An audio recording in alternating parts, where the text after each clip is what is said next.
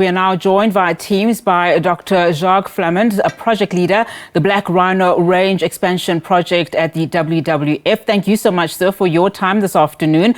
I mean, we just heard now 231 rhinos lost to poaching from the beginning of this year. Black rhinos, it would seem, remain critically endangered. Just how many are left in the wild, and what makes this animal more critically endangered than other rhinos, Doc, if I still have you? 231, that's rhinos generally, both black and white rhinos. So black rhinos certainly are still increasing, as are white rhino, but nevertheless, what we're finding is that many landowners have dehorned their rhinos, and that has shifted the poachers to the horned populations like Ecclesium phalosi. So, most of the poaching has occurred in those reserves with horned rhinos.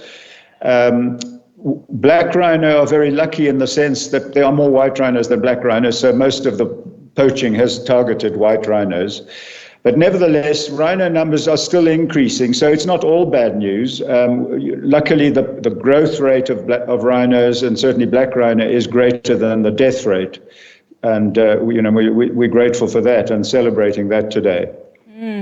Just talk about a little bit of some of the initiatives that you have, implemented. You've led the Black Rhino Range Expansion Project since its inception in 2003. Just talk to us about that initiative and what it seeks to achieve. Right. This Black Rhino Range Expansion Project is a WWF and KZN Wildlife and Eastern Cape Parks initiative. It's a partnership whereby we remove rhinos from established populations and establish new populations with those animals. We move about 20 rhinos a year, and we put those on new land belonging to communities or to private landowners, and those landowners are responsible for the care of those rhinos and in their protection and in monitoring them. To date, we've done 15 populations in those 20 years, and we've moved about 230 rhino to create those populations, and those have grown very nicely to over 330. I think it's 335 now. So we are increasing despite the poaching, and certainly black rhino have been poached and on some of our project sites.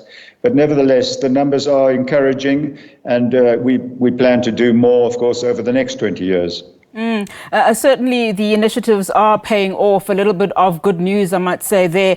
Just in terms of poaching themselves, outside of even rhino poaching, what will bring an end to poaching, do you think? What interventions are needed? What other interventions are needed, would you say, especially in South Africa? Well, I thought of this when you had your last item, talking about people serving the communities for money. It's greed that drives everything, I'm afraid. And, we have powerful crime syndicates that are involved in trade in rhino horn. And as long as there's a demand, there will be somebody who will take rhino horn illegally and market it. But we've got to try to influence perhaps the people in the Far East not to want rhino horn for their medicinal purposes. There's no scientific reason why they should use that as a medicine. Aspirin works much better. So we've got to try to reduce the demand. But until that demand is reduced, we've just got to do everything in our power to stop people poaching, and that's physical policing, if you like, and of course that costs a lot of money.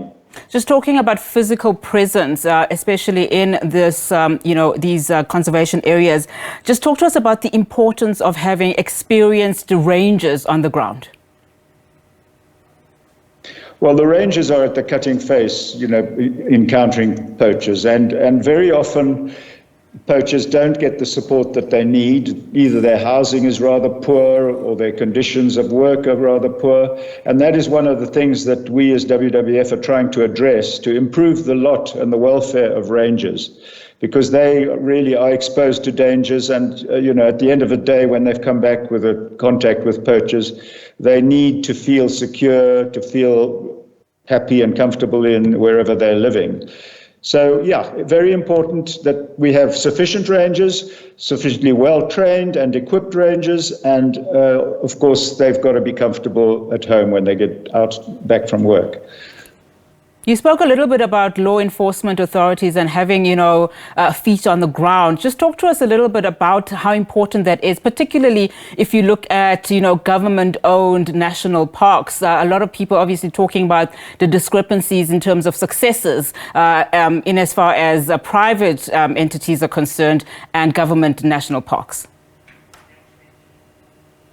Well, government national parks have a huge problem because they're generally considerably larger than private properties. Private properties are relatively easier to protect than state reserves. State reserves are huge, as you know, Kruger, 2 million hectares, and Hlihlile, which is considerably smaller, but nevertheless a huge piece of land. They're very difficult to police. So, we've got to recognize that.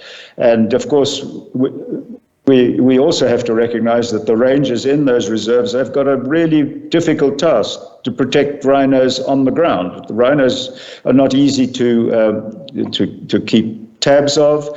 They wander all over the place. Poachers are free to come in and out as they please. We have an arsenal of tools to try to deal with poachers, but it's very difficult in these huge state-owned reserves. Dr. Flamand, thank you so much for your time. Really do appreciate it.